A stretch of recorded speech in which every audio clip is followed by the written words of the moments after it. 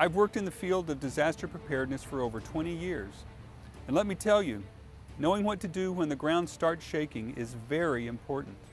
It really can make the difference in reducing your risk of injury. Here's how you can prepare.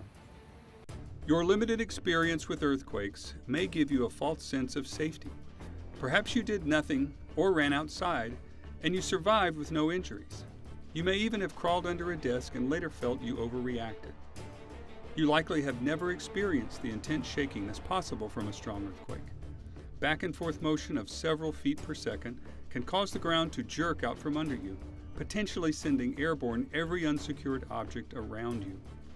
This is why you need to learn to immediately protect yourself after that first jolt and not wait to see if the earthquake will be strong. Rescue teams dispatched to seismic events around the world all agree that drop, cover, and hold on is the appropriate action to reduce injury and even death during an earthquake. When the shaking begins, drop onto your hands and knees. This position protects you from falling and allows you to move if necessary. Cover your head, neck, and your entire body if possible under a sturdy table or desk. Hold on to your shelter until the shaking stops, and be prepared to move with your shelter if the shaking shifts it around. If there is no table or desk nearby, go to an interior wall or low-lying furniture and cover your head and neck with your arms and hands. If you are driving, coast to the side of the road, stop and set the parking brake. Avoid bridges and stay inside the vehicle until the shaking stops. If you use a wheelchair or have mobility impairments, set the wheel lock, bend forward, and protect your head and neck with your arms or a pillow.